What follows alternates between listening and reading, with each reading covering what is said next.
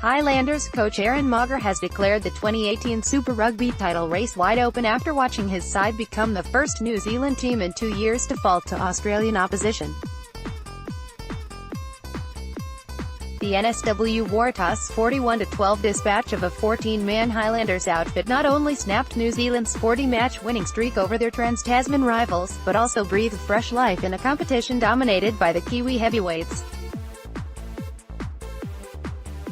Mauger hailed the Waratahs the real deal after Australia's conference leaders put the Highlanders to the sword in a 6-try rout following the 18th-minute dismissal of winger David Nabora. The Waratahs were outstanding.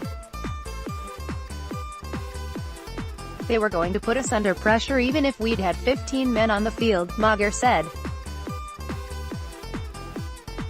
A 26-23 victory for the bottom-placed Sun Wolves over the Stormers in Hong Kong, the cellar dwellers' second straight win, and the Queensland Reds' thrilling 38-34 loss to the high-flying Hurricanes in Wellington have added an exciting sense of uncertainty 5 rounds out from the finals. It's probably the most even competition we've had for a while, Mauger said. The competition has evened out a bit. The Brumbies were on track to restore further pride to Australian rugby until having Wallabies lock Rory Arnold sent off on the hour mark when Dan McKellar's side led 2016 and 2017 runners-up the Lions 24-21 in Johannesburg.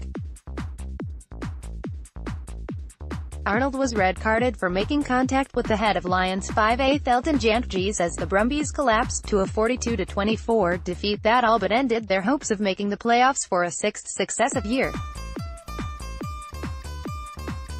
With the Melbourne Rebels having the weekend off, the Waratahs' big bonus point triumph extended their lead atop the Australian Conference to 6 points ahead of Saturday's clash with the Chiefs in Hamilton.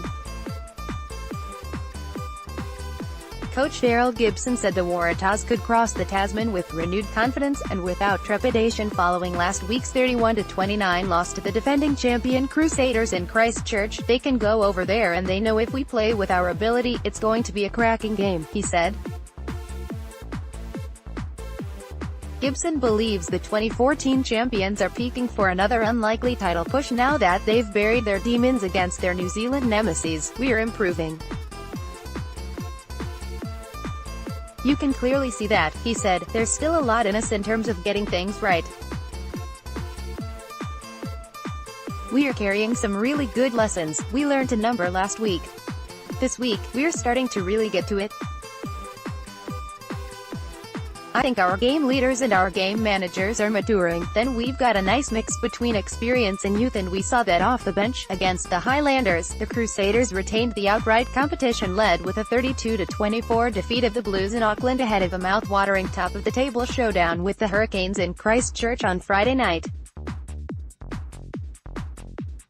The Lions continued to head the South African Conference, but the Jaguares are fast emerging as finals dark horses after mauling the Bulls 52-24 in Buenos Aires for a 5th straight success.